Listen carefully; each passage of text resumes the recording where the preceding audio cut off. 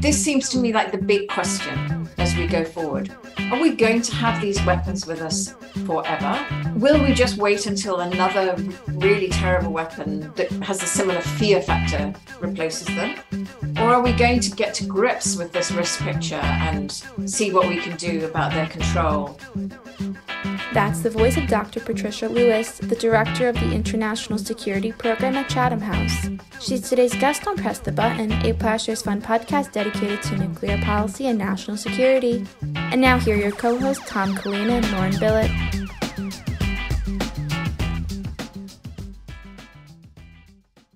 Thanks, Angela, and welcome back to Press the Button. Also, welcome back to my co-host, the one and the only, Mr. Tom Kalina. How are you doing, Tom? It's great to have you back. Hey, Lauren. It's great to see you. It's pretty good to be back. You know, vacation always ends faster than you want it to. But no, it's great to be back. Had a lot of family time, played lots of games, ate lots and lots of blueberries. So it really was a lot of fun. Good to see you again. Looking forward to getting back into the show. It sounds like you had a great time, Tom. But speaking of nuclear news, go ahead. What's going on? Yes, lots happened in the last 2 weeks. On the Iran front, things appeared to be moving forward after months of stalled talks to revive the 2015 Iran nuclear deal, as the European Union circulated a final draft document to the United States and Iran. But Iran's foreign ministry said Monday that although talks in Vienna had yielded results, they did not fully address Tehran's expectations. So this is a bit of a reversal of our hopes, and we may have more talks upcoming, so stay tuned. And just to make things more complicated, last week the Justice Department charged an alleged Iranian operative and member of the Islamic Revolutionary Guard Corps with planning to assassinate John Bolton. Of course, our listeners will remember John Bolton as the former national security advisor to President Trump. Meanwhile, Salman Rushdie, who has been under a death threat from Iran since 1989, was tragically stabbed during a public appearance in New York. And both of these events have led to calls for President Biden to drop the Iran nuclear talks. You know, to me, this highlights the complex nature of the U.S.-Iran relationship and, again, the importance of curbing Iran's nuclear program. So we certainly hope that those talks continue. Shifting to Trumpland, which is never boring. FBI agents searched former President Trump's Florida residence last week for classified documents, some reportedly related to nuclear weapons. And as reported by the Wall Street Journal, FBI agents seized 11 sets of classified documents of various levels of classification. The former president claims that as president, he had the authority to declassify anything he wanted to. While this may be true for national defense information, it is not true for nuclear weapons information, which is born secret as restricted data and operates under a different set of rules. And this also shows the danger of letting unstable presidents control nuclear weapons. So lots more to be said on this subject. And finally, just a short update. The month-long Nuclear Non-Proliferation Treaty Review Conference is now halfway done at the UN in New York.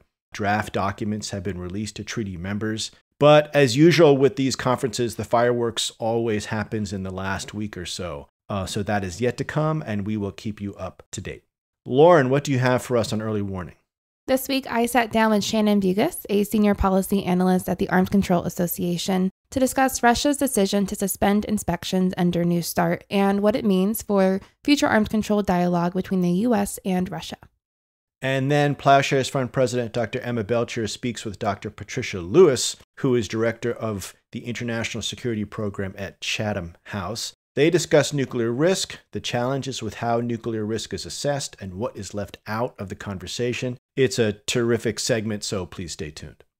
And if you like what you hear, remember to hit subscribe and leave us a rating. Your feedback helps us to improve the show. And with that, let's get into today's episode. The clock is ticking.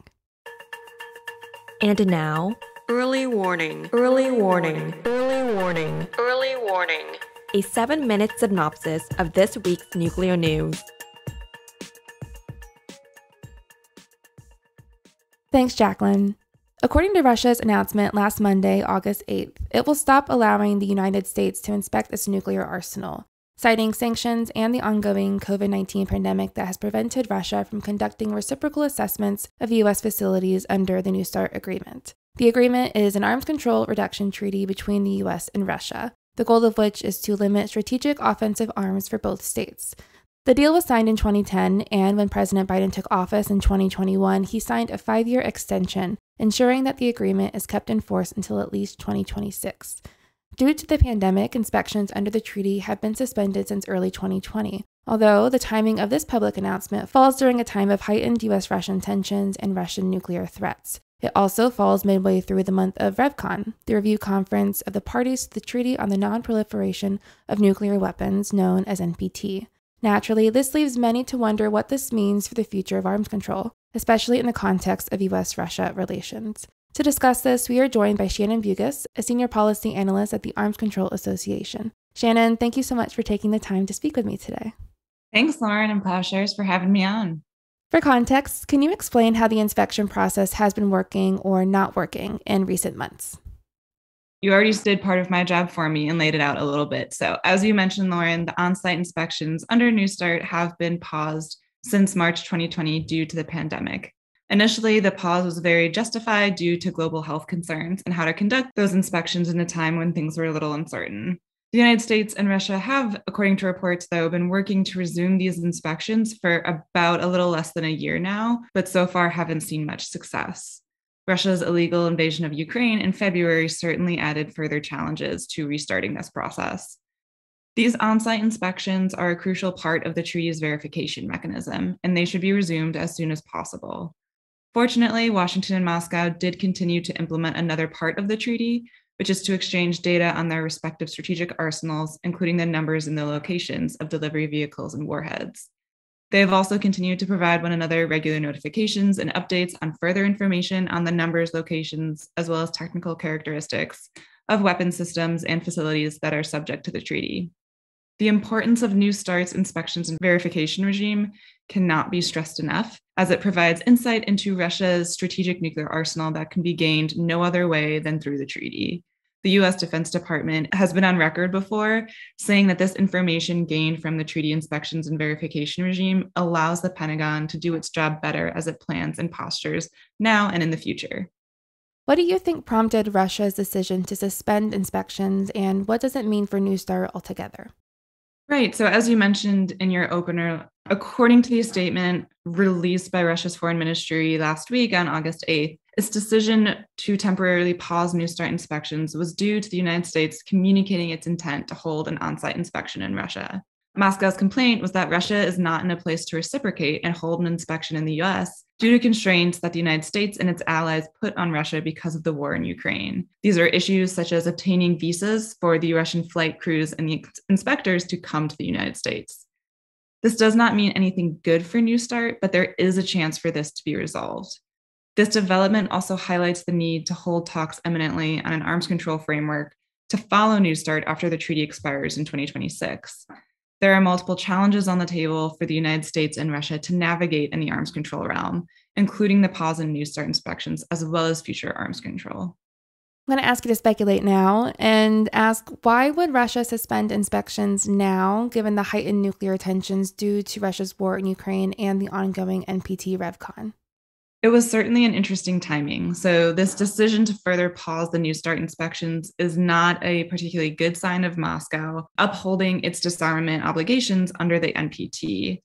At the same time, this presents a somewhat, and I put this in quotes, good opportunity for the other NPT states parties to use the NPT review conference as a way to encourage and put the pressure on Russia, as well as the United States, to solve the New START inspections issues and to get to work on a New START follow-on.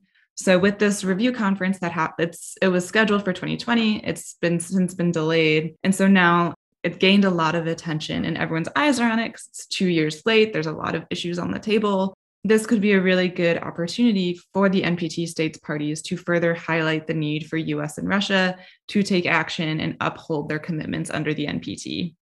And finally, what does this decision mean for the future of New START and the future of arms control dialogue with Russia? The main takeaway here, in answer to your question, is that the United States and Russia really have their work cut out for them on the arms control and disarmament front. and that they need to get moving on a good faith effort to make progress. There's the issue of resuming on-site inspections under New START, as we've talked about. But even before the August 8th development of Russia pausing the inspections, there were multiple issues related to what a follow-on arrangement to New START would look like. There are divisive issues up ahead. For instance, when Russia has said that it wants to address U.S. missile defenses, the U.S. responds by highlighting its desire to address Russian tactical nuclear weapons. And there's this give and take on a number of issues, such as novel nuclear delivery systems, hypersonic weapons, counterspace operations, and the inclusion of other nuclear-armed countries such as China, France, and the UK, and so on. All of these are up to be addressed. Working through resolutions to these issues is going to take time. New START expires in 2026, but it takes a significant chunk of time to negotiate this new arms control arrangement, or arrangements if they decide to have kind of a package deal to address all these various issues. To negotiate that, plus gain any necessary domestic support. The two sides therefore need to act sooner rather than later to ensure there is an arms control arrangement in place before 2026. What a wonderful note to end on, Shannon. Unfortunately, we are out of time, but thank you so much for your insight. Thank you, Lauren. It was great to be on and talk with you. Hi, I'm Jacqueline Shing, the Communications and Marketing Specialist at Ploughshares Fund. Russia's invasion of Ukraine has exposed just how close nuclear escalation and nuclear war can be. To meet the urgency of this moment, Ploughshares Fund has launched a donation match challenge to make the largest grants possible to those who are working every day to reduce and eliminate nuclear weapons. Right now, all first-time gifts will be matched dollar for dollar, and all new monthly gifts will be matched at their 12-month value. Or increase your giving and the full amount above your last gift will be matched. Go to ploughshares.org/donate today. And thanks for listening.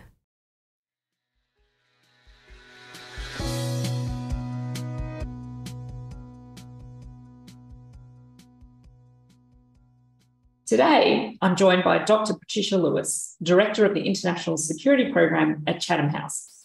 Thanks for joining me, Patricia. Thank you so much for having me, Emma. It's wonderful to see you. It's great to have you here with us. I want to take a step back with this interview and talk about your work on assessing risk. Russia's war in Ukraine has woken the world up to the threat of nuclear weapons, but you've been studying this risk for some time. It's not a new threat.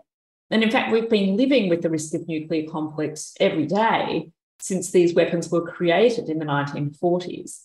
So can you share with us, what do we mean when we talk about nuclear risk, and how is it calculated? It's a really good question, because I think people get quite confused about the concept of risk.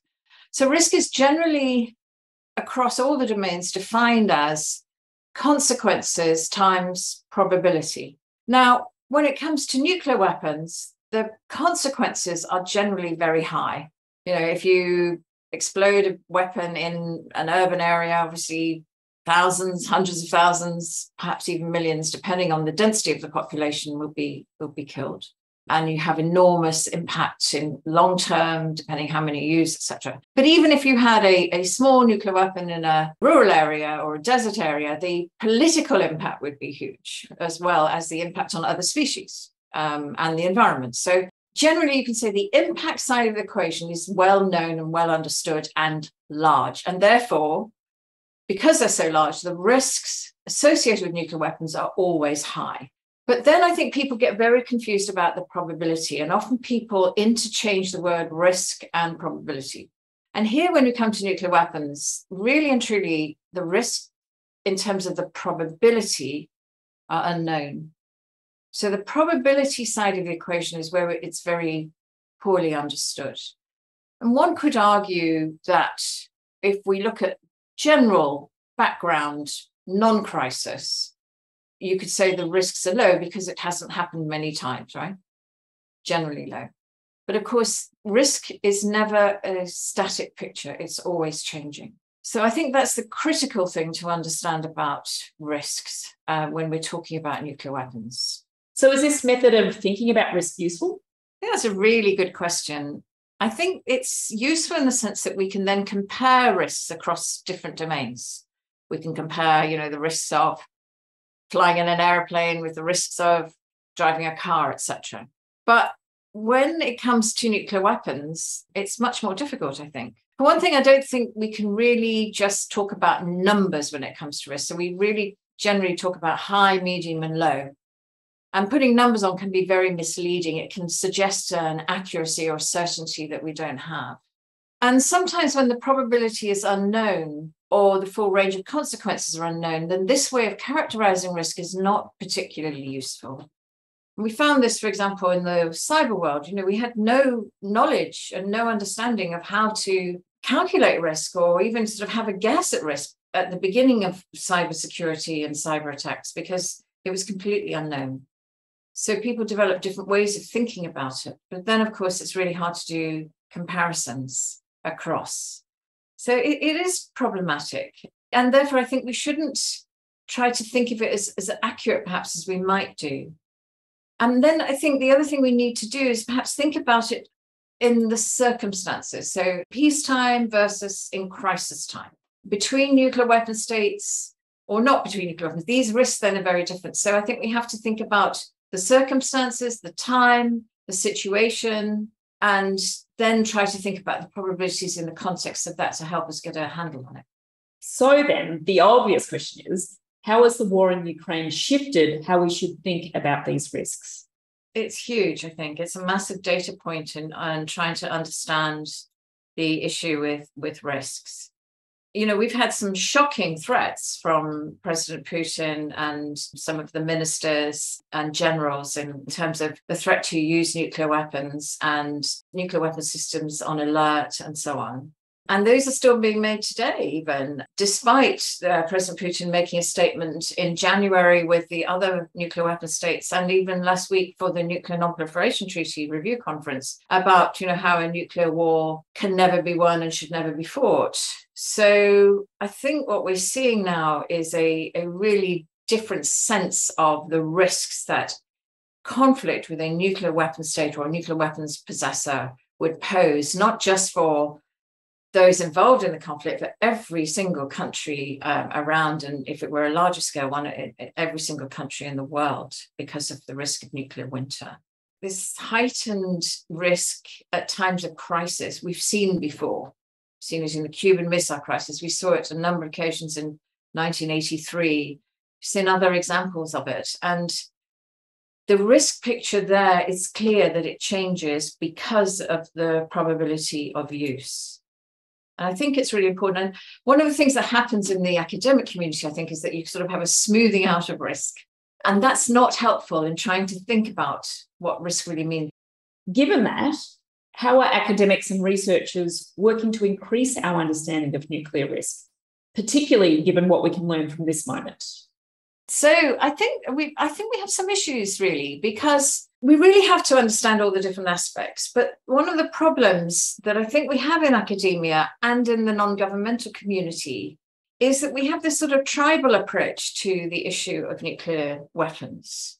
We have, those who think that on balance, nuclear deterrence works, and those that would say on balance, nuclear deterrence might not work or doesn't work. You would have those who would say we need to keep nuclear weapons. We would have those who say we should get rid of them. And I think that they tend to see the picture through those spectacles, which is a natural human thing to do. But I think as academics, we've got to kind of at least try to get beyond some of those lenses or spectacles and find a different way to think about it and come together to ascertain risk. Maybe slug it out somewhere in a closed room, until we agree, and get some of the spikiness. So where I'm seeing the conversation go now, and we're seeing this happen also in the diplomatic debates as well, is we understand that risks change in terms of crisis. So we can agree on this. We may not feel comfortable with it, but we can agree on it. And let's start to really get a handle on what those risks are and how to offset them in some way, how to deal with them. And one way would be to get rid of nuclear weapons, right? There would be a number of other risks, though. It's not a risk-free world, right? And I think everyone does recognize that. So let's have a look at the broad range of risks. Let's try and do some cross-comparison, try to get the spikiness in, and see if we can come up with agreements on what to do about that. So in assessing probabilities that change over time, what are the elements at play here? How does miscalculation, misunderstanding, and luck factor in? And what's most misunderstood here? So I think it's the thing we feel really uncomfortable with, and that is that uncertainty is the dominant feature. We don't like to admit it, but there's so much we do not know when it comes to probability. I think we understand the full range of impacts. I think we could do a pretty good job at mapping out the full range of impacts under different circumstances and so on. But the probabilities, I think, is where we would find most of the uncertainty and probably most of the disagreement because of that. But, we have a lot of situations where uncertainty dominates in what's called the fat tail in a probability distribution. Financial markets might be one of those. It's very common that that's the case. So we do have techniques and mechanisms for trying to think that through, and I think we should do it.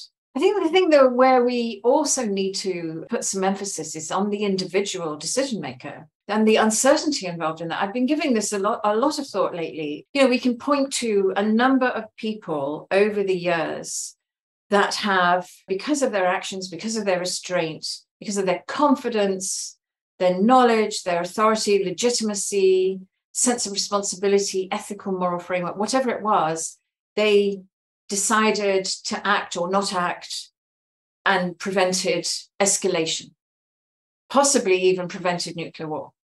So the question I have now is, in terms of the risk picture, do we have those people still? And are they existing in places at the moment that have nuclear weapons, such as China, such as North Korea, such as the UK, Russia, United States, etc.? Do those people exist? Do they have this sense of moral authority, responsibility, duty that would override everything else? And that, to me, is a huge risk, because from history, it looks like we're highly dependent on those people. So, Patricia, in thinking about risk, how does it impact our understanding or thinking about arms control, disarmament, non-proliferation, and deterrence? Hugely, I think. So there's partly what we might call a risk appetite. So deterrence, to a large degree, relies on an element of risk, right? The possibility of use and the calculations that you have that the other would use or that they have that you would use, etc. The whole of deterrence relies on that. And then I would say that to a degree, the thinking about disarmament also relies on that, because that's also about risk appetite and where you would rather put your risks. If you believe, and many would challenge it, but if you believe that nuclear weapons have prevented conventional war, then you might have a higher risk appetite for deterrence. If you believe that nuclear weapons have not, then your risk appetite may be much lower, and you would rather go down to zero nuclear weapons and maybe put forward a risk of conventional war. After all, there are plenty of conventional wars around. So I think that the risk appetite really matters, and we need to think about that. And I think, again, risk appetite changes according to the situation, but also according to the weapons that you possess and the way that you handle them, etc. So I think that this is a critical way to think about nuclear non-proliferation, disarmament, arms control, and deterrence. And indeed, in a way, the issue of risk in that way is at the heart of the concept of arms control, disarmament measures, etc., being something that contributes to stability. So we need to get that risk equation back in the center. Now, many in the military would say, oh, this is normal, this is what we do all the time. And I'm sure that's true. But in the political discussions, we've lost sight of this picture. So we need to bring it back into the political and diplomatic discussions. I think I'd like to just pose a question, really. And that is, many people have said, oh, if only Ukraine had nuclear weapons and maybe the weapons that were left there, they'd been able to keep and turn into an arsenal, Putin would never have been able to do this to them. I would throw that back and say, well, if only we had got rid of nuclear weapons, Russian nuclear weapons, other nuclear weapons in the mid-90s when we had the opportunity, would Putin have been able to then threaten Ukraine and indeed, hold NATO to that threat in the same way as well? So you can look at it both ways. And again, as I said, depending on your lens. But this seems to me like the big question as we go forward. Are we going to have these weapons with us forever? Will we just wait until another really terrible weapon that has a similar fear factor replaces them? Or are we going to get to grips with this risk picture and see what we can do about their control, about disarmament, etc.? And that, to me, is the very big question. It's about the vision we have of the future. Why do you think the calculation of risk in the political realm has disappeared? I think the reason is that nuclear weapons became very politicized in many of our countries. And so in a sense, the question kind of got settled. Certainly in the UK, that's true. I think to some extent it's true in the US. In France, I think it was probably less controversial. But the question sort of got settled, and it got settled with an acceptance of some risk, but the risk was thought to be minimal. And indeed, the risks were presented very much about the risk of accidental use rather than the risk of use in conflict. And it was the assumptions underlying that was that there were so-called rational actors. And so then the question is, well, hang on a minute. If we're going to look at the full risk picture, we ought to be looking at nuclear weapons in the hands of tin pot dictators, in the hands of, authoritarian figures. We've spent an awful lot of our time and energy in recent years thinking about nuclear weapons in the hands of terrorists, where there's very, very low probability of them ever getting them.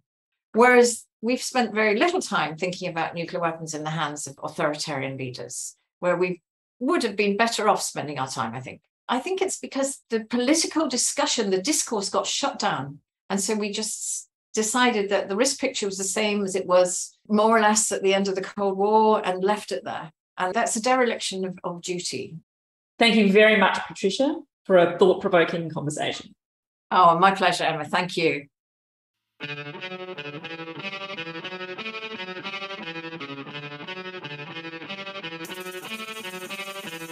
Thanks for listening to Press the Button. This podcast is produced and edited in Washington, D.C. by Lauren Billet, Angela Kellett, and Alex Hall. Audio engineering in San Francisco by Jacqueline Shing. Our theme song is by Lyrics Born and Poets of Rhythm, sampled with kind permission. Additional music by San Francisco-based bands 17 Evergreen and the Society of Rockets. To continue the dialogue and support our work, visit ploughshares.org.